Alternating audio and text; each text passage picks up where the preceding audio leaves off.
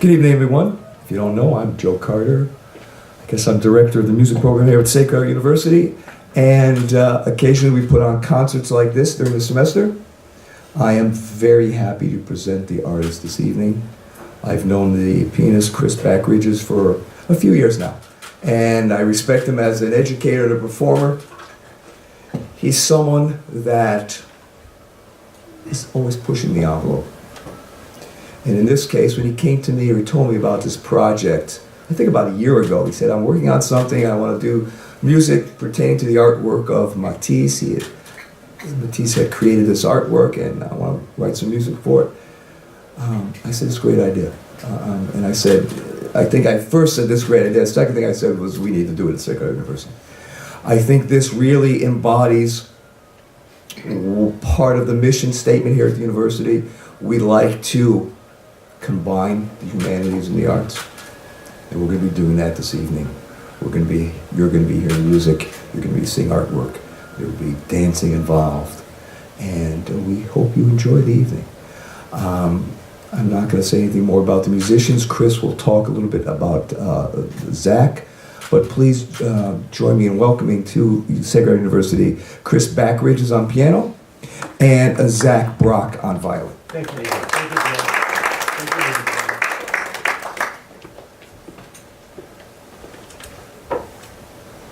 Late in his life, confined to either a chair or bed, the artist Henri Matisse transformed a simple technique into a medium for the creation of a major art. I have attained a form filtered to its essentials, he said. Unable to lift a paintbrush, but somehow managing to control a pair of scissors, he began cutting dynamic shapes from painted paper to create his images. The pieces he produced would be published with the title Jazz. The exquisite suite of color plates and text that, like the music it was named for, was invented in a spirit of improvisation and spontaneity. These magnificent cutouts of pure color celebrate the radiance and emotional intensity of the artist's need to create. Matisse stated simply that creativity takes courage. And just as in World War I, when the French used revolutionary American jazz in the battlefield, so too did they use the music for courage during the Nazi march into France during World War II, when Matisse began conceiving of his scissor cuts. He wrote, "There are wonderful things in real jazz, the talent for improvisation, the liveliness, and the being at one with the audience." Both the text and the cutouts inspired these musicians to make what they refer to as musical reflections on Matisse's work. Using the energy of a still young musical idiom called jazz, Matisse enticed the world to teach the eye to hear.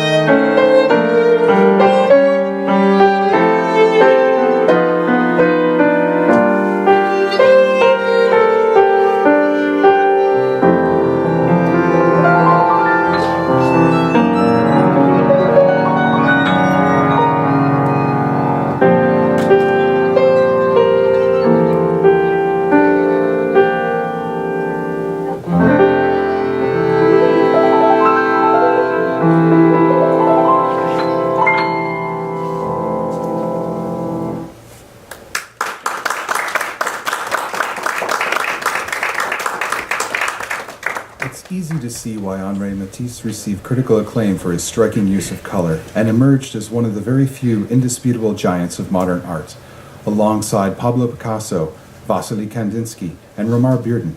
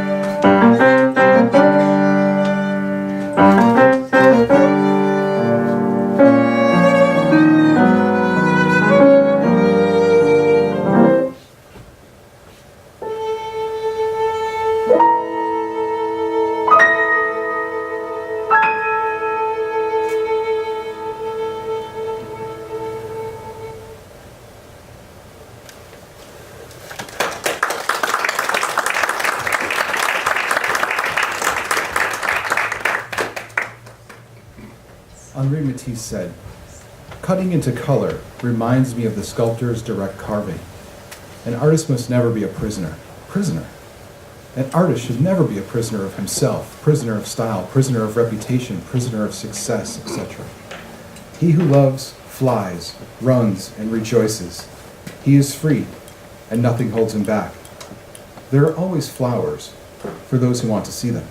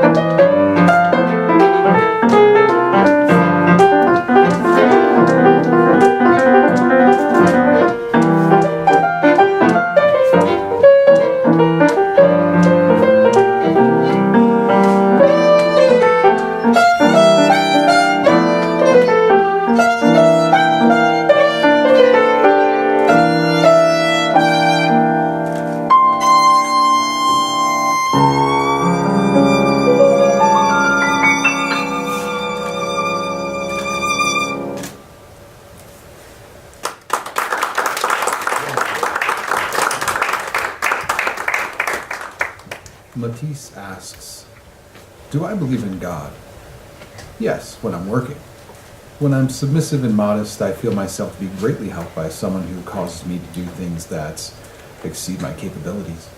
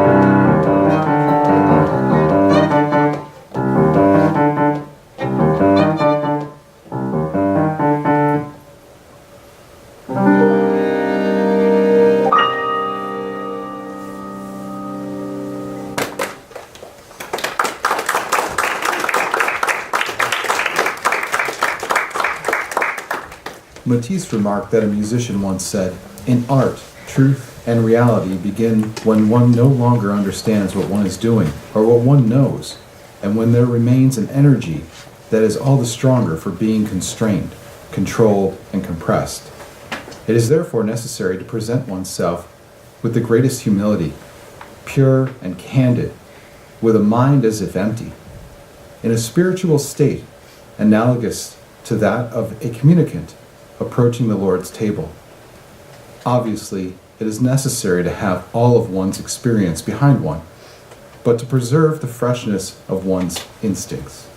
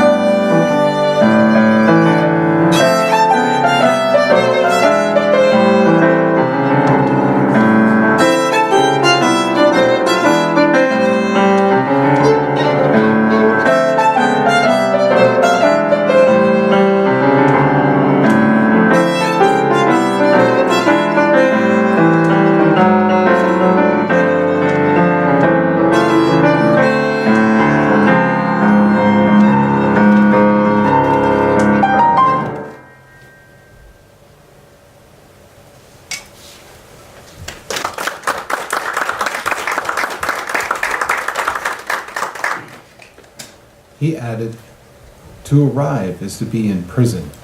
Exactitude is not truth. The essential thing is to put oneself in a frame of mind which is close to that of prayer. Nothing can be accomplished without love."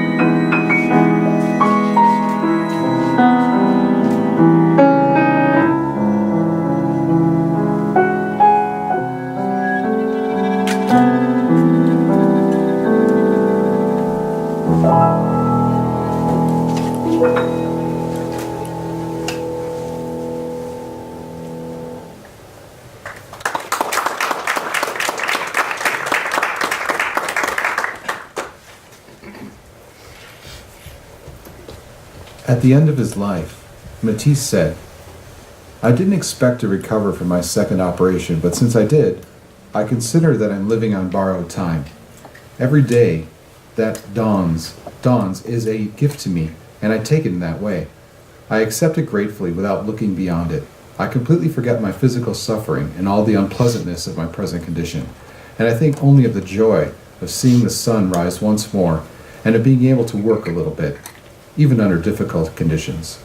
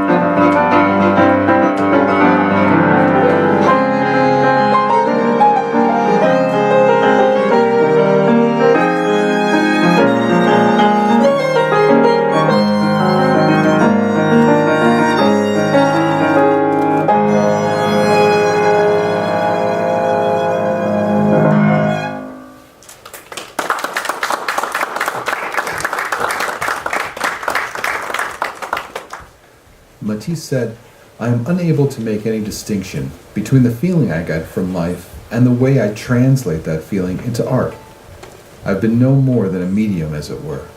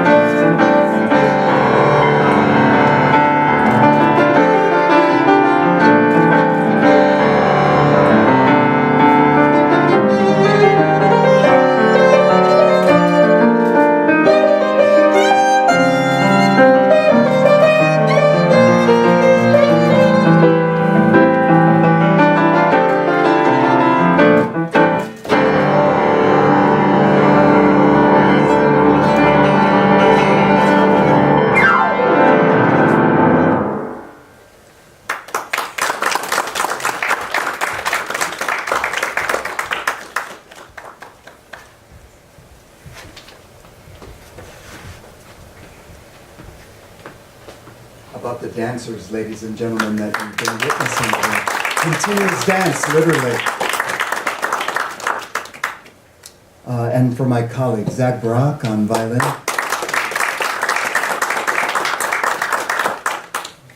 Well, we want to thank you.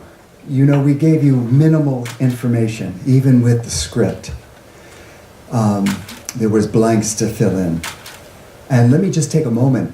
If you don't know this unbelievable story of Henri Matisse, this part of his life, this last part of his life, as it were, age 72, facing a second cancer surgery, a duodenal cancer, an intestinal situation.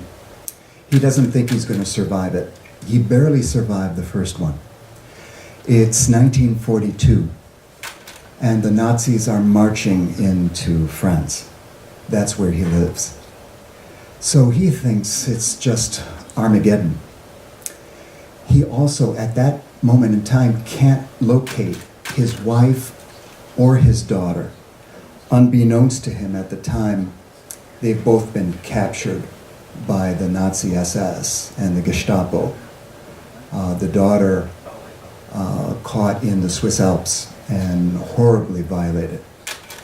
And his wife caught in the French countryside and taken to a concentration camp. They are to reunite later on. So he lives another 12 years. He lives until age 84 and dies in 1954. His last act on the planet is to do something he had never done before, and that's to design as an architect the Chapel of the Rosary in Vence, France, in the southern part of France. Everything. He designs it, builds it, the whole 9 yards, and actually is able to see it through to fruition. But adding insult to all of the injury that he had in his life, especially from 1942 on, he can't any longer lift a paintbrush. The thing that he had done daily to create with a paintbrush over 50 years of his life, he can't lift a paintbrush anymore, but remembers that he can navigate with a pair of scissors as he did as a child. He invents the medium of scissor cutting. I mean, you can go to the Museum of Modern Art and see scissor cuts from artists all over the world. He really does invent that medium, and he does it because of the circumstance that he finds himself in. It's an incredible story. So, as you could tell from both the wonderful scissor cuts that he put together, 20 of these things. Of course, we only played a few of them. And I did compose to all 20. He puts them together in a group, and he names the book. It gets published as a book, along with his writings, kind of about life, the things that you heard Greg talk about in the narration that you heard. Musings about life, philosophy, what he thinks about things. And they're also meant, and even the way he draws it, the cursive. I've got a couple copies of the book here. You could peruse them if you want to. Everything is meant to be a piece of art. So it's not just the scissor cuts alone, those images that you have been staring at, such as this is actually the front cover of the book, Jazz, the original front cover, originally issued just 200 copies, kind of table, coffee size, table size things. You can imagine it was published in 1947, immediately after the war. So, I mean, everything's at a premium. So only 200 of these things, which were pretty costly to publish. And he publishes that as a book called Jazz. And as we know from the narration, of course, jazz had been around. Professor Carter talks about this in his jazz history. Of course, that jazz had been around since, at least in public consciousness in America, the term J-A-S-S, since about the spring of 1916. Europe knows about jazz, and they're playing it, and they're bringing people over, and they themselves are playing it by 1917. So it's nothing new for them. And they really, especially the French, really embraced jazz during World War I. It really helped them get through. That music was being heard as the 369th Infantry band by the great James Reese Europe was marching down the Champs-Élysées. And so they knew that music. They knew all the progenitors of that music. So it's interesting that he names it this, you know.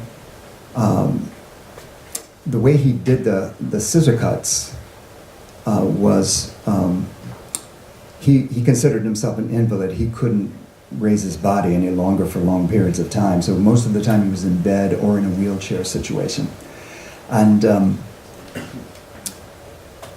once you cut out the scissor cut with scissors to his exacting specifications about the kind of colored paper that it's going to take to represent what he wants to represent, what he sees. For him, color is the actual form of the composition. He's just like Renoir in that way. Renoir said that. He said, people think that a work of art is a line, based on a line. He said, no, it's not based on a line. It's based in color. And then for Matisse, of course, you put two colors together and you get an emotion. as it did for a lot of the great colorists, of the 20th century. So it was his assistant who, after the cutouts were made, and they were always minimal cuts, you notice? It didn't take too much in order to conceive of a figure. So minimalist. And not just the figure, the emotion in the figure as well, just incredible. He did that with painting too, but he was really a master of doing it with just a pair of scissors in his hands. The only thing that he could really clutch. So he cuts the scissors out, but then they have to be composed. I mean, once you cut them out, then you've got to situate it, And so he did it in one of two ways. Either his assistant helped him along doing it, and she would put them pinned in his bedroom, which is where he liked to work during this period of time. And the windows were open during nice days, and the air was wafting these scissor cuts in the air, so it was creating dimensionality to them as well. And so he was composing as she was placing these things on the wall. A little bit to the left, a little bit far lower, just to the right. It was that kind of idea. And then by the time he was finished, the whole bedroom, as you can imagine, with these things. But how do you put it in a book? I mean, the scissor cuts are on the wall. So what do? How do you get them camera ready, during a pre-digital age for a book? So what they did was use the stencil. The thing that he based the cutout of. So, the stencil was there, and then again, exacting specifications to the kind of color that he wanted. They printed a book of these things. It's basically in 3 themes. All of it which constituted in his mind the notion of jazz and what jazz actually means, The first one is, I guess you could call them archetypes.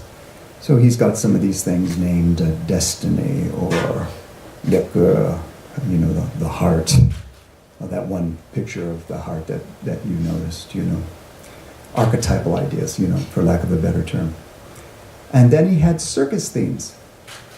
That last one that we finished with was called The Wolf, for example. Greg, I don't know if it's possible to go back to actually the beginning. I can say something really quick about each one of these things. But the wolf, and do you notice the wolf? It looked like a helmet, a Nazi helmet, right? So he's playing on all of this. I mean, you do what you live. You create your undeniability. Art must meet its social moment. I mean, Bob Dylan had to come along when Bob Dylan came along in the early 1960s. Bob Dylan might not have been able to appear in 2019, if you get my drift. So the art must meet its social moment. So this came at a very particular time. He's using these things. He's using the objects that direct his life. And that's what art is, using something from you to direct your life. And through analogy and through abstraction, maybe it hits us too. Like it hit me. As a composer, I'd always needed the piano to make music. I would, had to hear something, and then write it down.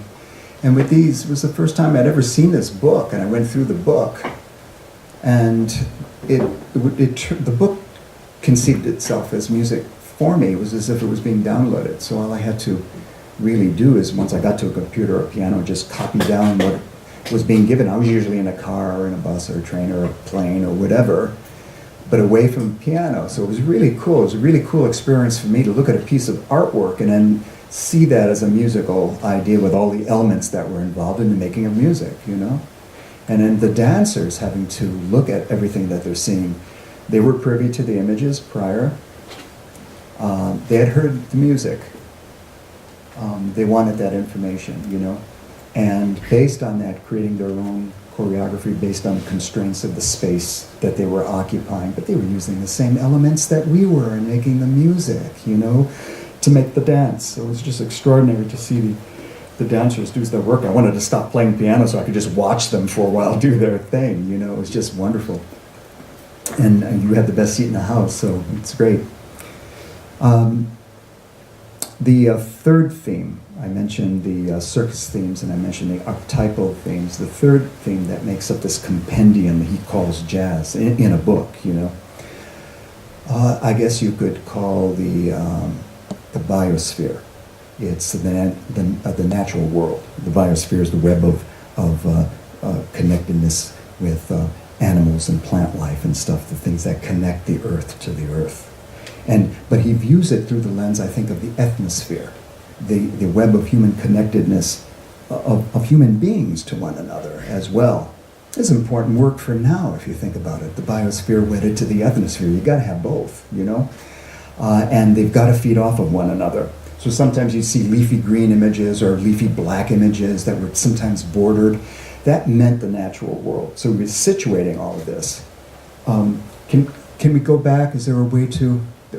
No one may be back there, but anyway, they're great stories. Each one of these things, you know, and I'm so glad because you guys didn't know quite what you were going to get, for example. And oh yeah, Greg, you're back there. If you wouldn't mind, if you could just go back to the beginning, I'll quickly just give a quick thing on each one of these things, like a title, and what I think what Matisse was staring at in this stuff. Like, for example, that one, he calls that one The Nightmare of the White Elephant. Do you remember that first one that we did?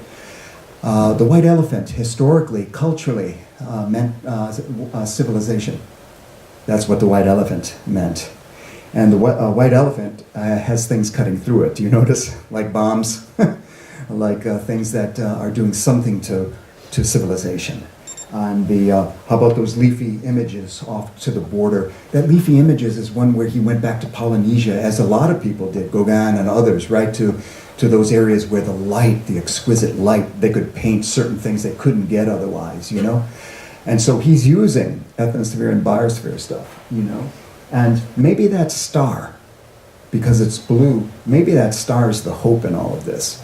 Maybe it's that star that it's almost pulsating to me, you know? And maybe that star means, well, maybe civilization's got a chance. You know, there's a level of optimism. He walks out of that as a new person, you know, kind of a new lease on life, as it were, because he didn't think he was going to survive, you know. And so what do you do? What do you paint, or what do you conceive of in scissor cuts to show gratitude? You know. How about the next one, Greg? This is probably the most iconic one. Do people know this one? Yeah. It's called The Fall of Icarus, and that's based on the great Greek myth of Icarus, and you know about that myth, you know. But you notice Icarus is not descending. I mean, he doesn't look like he's falling. Those are bombs, those yellow things. They're not stars in the night sky. They're bombs. And there's a heart beating. And again, it's that pulsating idea, you know? Is Icarus plummeting to his death? Or is it an ascension? Is he is he rising? You know, and maybe Matisse is telling us through, again, this device of ethnosphere, biosphere things. So what's it going to be, guys? What are we going to do to ourselves? You know, this is it. This is all we've got. So what's happening? And again, really poignant for today if you think about what's going on in our world, you know. Maybe that's what touched me as well when I did these things, you know. So how about the next one? Yeah, the great master there in his wheelchair doing his thing, you know. Called himself an invalid. In these things, I don't know, I don't see an invalid at all. I don't see anybody who's old in terms of that, you know. It's such a vibrant idea of what he's doing. And again, he's inventing all of this stuff, you know. Looks like he's having great fun. Please. So, le toboggan, the toboggan. Look how playful that is, you know, the tumbling spirit of life, you know. Rolling, the sled falling away, the toboggan falling away. And, but just ergonomically correct. It doesn't look like anybody's going to hurt themselves. Even as a child, we all did this, you know, we all played like this. And again, it's that playful spirit. What's going on at the bottom were the bombs that we saw in Icarus, the fall of Icarus. Now they're at the bottom. They're on the surface. So what does that mean? And the tumbling figure, what does that mean? Are they getting hit by the bombs? Have they already landed? Or is the child or the person a girl or boy or woman or man? Are they just having fun? Again, what's it going to be? Ethnosphere, biosphere in terms of this. Please, the next one. The circus themes. He remembers that as a child. And, you know, circuses in Europe were big deals. You know about circuses in Europe. Huge history. Goes back medieval times, through the Renaissance. Incredible history. And one that we know very little of. So there's so much going on in circus characters in Europe. And of course, he's privy to all of that, as well as many of the other great artists were, you know, and using them, like the harlequin figure, you know, the clown figure. So let's move on. There's the master. You know, and everything was meant to be a piece of art. So all the cursive that he's got going there, all of it was meant to be part of an artistic idea. Good. Let's go to the next one. That's the heart. That nice L sign. And just the use of colors, just really minimal. You know, on the face of it, you go, yeah, big deal. You know, and then we were able to play to the real things in one of the jazz exhibits that occur really around the world, you know, and to play in front of the actual images themselves, the real thing, you know, in addition to the images being portrayed and narration occurring and people doing their own creative scissor cuts and artwork on the stage with us, so that everything becomes a process, like the dancers were part of a process of something. I don't think any of us were aiming for a product, but we were aiming to do something, just to do something, as he was. So how about the next one? That was that slow piece, Burroughs Funeral. One of the gregarious characters that floated around Paris. Everybody knew him. So that when he died, and that's inside of a casket in a carriage, and of course horse-drawn at that point, you know. When he died, everybody came out. And it's almost like Mardi Gras, you know, where everybody like kind of follows the procession out to the place where the person's going to be buried. But you notice one thing, it's the red pulsating heart again. Perrault is deceased, but that spirit of France and what they're going to do to overcome Nazi occupation, that's there in this work, you know. He's being drawn as a spectacle, and life is over, but life also carries on. It's almost like a resurrection kind of thing, you know. Next, please. There's the great master. That's one of the ways he worked. So there was a long pole. Sometimes he'd outline things in order to get perspective. That's how he got perspective. Couldn't go up to it. And so he created a long pole, sometimes a charcoal or whatever he was using, you know, in order to create perspective, in order to situate the object. That's a really neat way of painting. And there's some thought that the very first cave paintings in the world that are located all over the world happened by using this device. Once they because they never did it by a paintbrush at first. So-called primitive human beings did it through creating paints that are naturally mordants, like cochineal bug from Mexico, the natural mordant and thing. And the mordant came from their saliva, and then the paint was actually mixed in the mouth and then spit on the cave paintings, very first ones, you know, before somehow this idea of a gesture using a hand would create the image. That they think didn't come first. Anyway, when they started using a brush, they also conceived of, because don't forget they're in a cave, and they're lighting a cave maybe by torch, if the torch can have enough atmosphere in it to hold the flame. If not, you're doing it in the dark, or maybe a passing, you know, something passing that creates a little bit of life, so the person can actually do the cave painting. But I think it's going back to the very, very beginnings of art and civilization, if you get my drift with this. So next one. Now, how about this one? Horse, rider, and clown.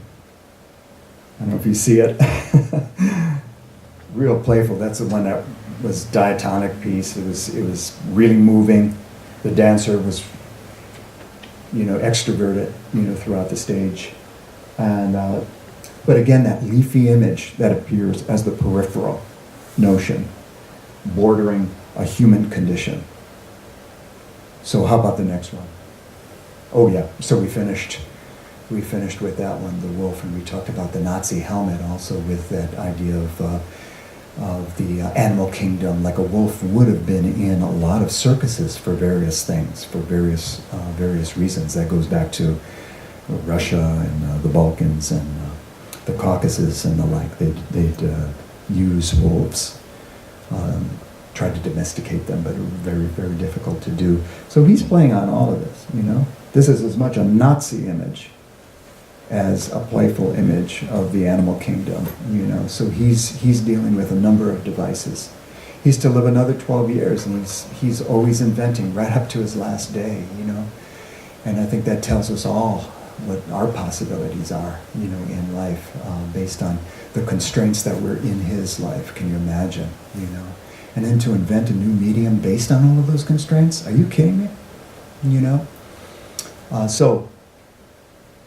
There's only a few people in the world, ladies and gentlemen, just before we end, that could conceive of a work on violin that can read down notated music, and to be able to extemporize and play in that moment, because those moments change every time we do the work.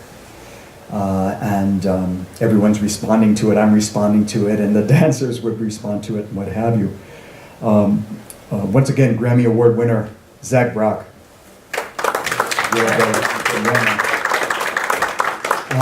Dancers, I don't know, before we just, you know, because we'll never see one another again. So, do you want to say anything about how you thought about the music and the image? I mean, we never met, but you had whatever you had in order to conceive. Could the dancers come forward if you're still around, and could you just talk a little bit? I don't want to put you on the spot, but I think it's important, you know? And again, if there's a tape floating around, I want to watch, doggone it, you know, because I didn't do the choreography. So once again, the dancers, ladies and gentlemen, please step up. You guys can step up one at a time or together or whatever, and please talk it down. The microphone is yours, or... See, dancers are not used to doing this, right? They're used to performing without like any added baggage. So yeah, right. We're really putting you on a spot, but I so love what you did. Okay, I'm trying to put this down a little bit. Oh, So I think just as like dancers, like no matter what we're given, like we're just able to express ourselves with like anything, any piece that we're given. So, I mean, usually we're not used to this type of music, which I think challenged the four of us a lot. So I think the four of us were very grateful for that opportunity. So thank you for that. Yeah, that's pretty much it. So before like this week, we hadn't been exposed to this music a lot, so I think it was like really cool to work with you guys and kind of react to like the tempo changes and the different music changes. Like within our dancing, we had to like change the tempo, the speed, and like movement of our bodies based on what you guys were doing. very cool. So yeah, what Liv and Terrible said, I think it was like awesome because I've never danced to live music before, so you really didn't know what to expect, even if you did listen to the song prior, because it did like change a little and you did react to it, which I thought was really cool, and it was a great opportunity. He said it all. So these are the dancers of Carrie A. Williams, ladies and gentlemen, choreographer and faculty member here. Carrie, thank you. Carrie, I didn't ask you to speak. Would you like to say anything about, because there was a real brainchild of yours to be able to pull this off. And I knew you've acquainted yourself because you're so varied in what you do. I read some of your history, and thank you. please do, even from your seat there. I mean, I thought first of all that my dancers did an amazing job tonight. Just they weren't given much concrete material in advance, and you know, 99.9% of what they did was based on exactly just how they felt, which made me very proud. So that there was a real authenticity in everything that they did. It wasn't any. It was a it was an improvisation. It was somewhat structured. We had a conversation about things that they should and shouldn't do. But other than that, the movement came completely from them responding to both the art and the music that they were hearing. So I felt like that was a very mature performance from all of them. It's very hard to do as a young dancer when you're mostly used to just being given exactly what you're supposed to do, getting up and doing it. So it was a real nice opportunity for them to have this experience. Everybody. Dancers, thank you. Jack, did you want to say anything about the improv aspect to this material? Well, I know there's probably quite a few musicians in the audience, and I know that you guys do a lot of classical music here at this university, a little bit of jazz. But this is basically what we're dealing with here, these scores. So in some ways it's almost more like some Handel or Corelli or something like that, and that there's a melody and our kind of figured bass type symbols, but we really have freedom to interpret that. In fact, that's what you should do. If you play this exactly as it's written, it's not going to sound right, because it's not exactly 100% jazz, but it's not 100% classical music. It's in this other realm, which is really, really fun to find somebody that deals with that kind of stuff. So what you're hearing us do is play on these themes, and then there will be different sections, within this that will be opened up for solos. So I can't do this over the top of the score, but it could be, we could play from here to here to here, and then maybe we play over the form of the first page, and then cue something, and then go on to this, and then maybe actually the coda is over here, and then maybe something happens at the coda. But the idea, though, in the true improvisational spirit, is to not repeat yourself. It's to walk the plank every time, and sometimes have, maybe you have less than a perfect experience of what you're trying to get out, but that's the whole point. It's not, it's not to play everything note perfectly, because there's no idea of actually what the notes are going to be. And it's really inspiring, I have to say, to play music conceived around an artist and a specific concept with the whole story, because that, even if it's not exactly what you're thinking about in the moment, you're not thinking about anything when you're improvising, you're only listening. You're not thinking, I'm going to play this scale, now I'm going to play this thing on the chord. If you are, then you're in bad shape. And I would imagine, I'm not a visual artist, but I would imagine that when a visual artist, and I'm sure dancers, you guys can attest to this too, that when you're sort of in a state of flow, and your mind is blissfully still, but you're making these connections. I think that's sort of what we're going for. And it's great that he's created these vehicles for this to happen out of his inspiration. So that's what we're doing. So just before we close, yes, thank you. Just before we close, I want to thank the university and Professor Joe Carter and his colleagues. What's happening in music is really important at Sacred Heart University, and the level of musicianship and the level of scholarship that's involved here is just superlative. So you guys are very lucky. In addition to having these great spaces around campus, campus keeps blowing up every time I come here. You're always building something, and it's always state of the art, and it's pretty cool. That's always a sign of health. So, Joe Carter, thank you very much. Ladies and gentlemen, thank you very much. Have a great evening.